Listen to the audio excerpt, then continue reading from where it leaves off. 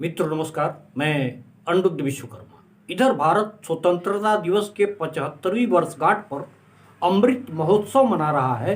पूरे भारत में अमृत महोत्सव मना रहा है और वहीं भारत का पड़ोसी मुल्क बांग्लादेश, जहां हिंदुओं का उत्पीड़न किया जा रहा है, हिंदुओं का उत्पीड़न इस तरह से किया जा रहा है कि आपकी रूह कांप जाएगी। वहां पर हिंदुओं के मंदिरों पर आक्रमण किए जा रहे हैं, हिंदुओं के घरों पर आक्रमण किए जा रहे हैं, हिंदुओं की माँ बहनें वहाँ सुरक्षित नहीं हैं। सन 2012 से लेकर के सन 2022 तक कितनी बार आक्रमण किए गए, हम आपको सिलसिलेवार बताना चाहते हैं। घर और दुकानें, हर चेहरे पर खौफ।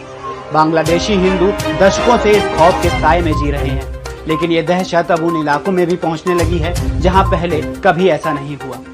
बात कर रहे हैं 2 हफ्ते पहले बांग्लादेश की नड़ाइल डिस्ट्रिक्ट में हुई हिंसा की। साल 2012 कॉक्स बाजार जिले के रामू उपजिला में अल्पसंख्यक बौद्ध को निशाना बनाकर बड़े हमले हुए। साल 2016 नसीर नगर में हिंदुओं पर बड़ा हमला हुआ, जिसमें 19 मंदिर तोड़ दिए गए और 300 से ज्यादा हिंदू घरों को निशाना बनाया गया। साल 2021 दुर्गा पूजा पंडाल पर हमले हुए, जिसमें दर्जनों हिंदू घायल हो गए।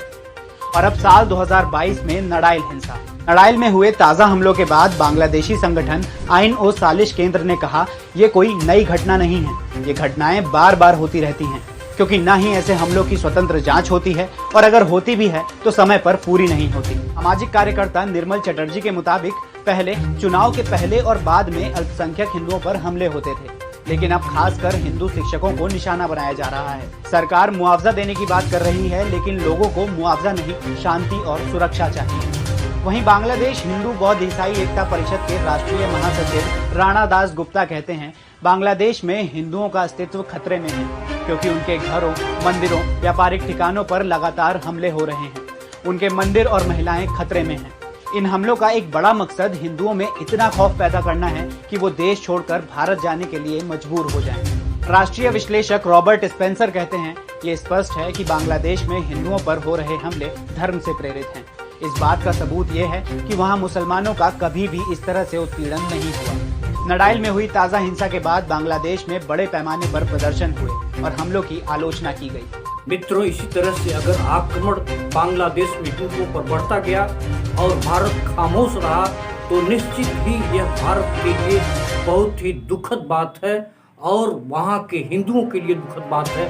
भारत को तत्काल हस्तक्षेप करना चाहिए बांग्लादेश पर, क्योंकि वहाँ हिंदुओं का उत्पीड़न अब बर्दाश्त के परे हो गया है। मित्रों, इससे अपनी बात को समाप्त करता हूँ। नमस्कार, जय।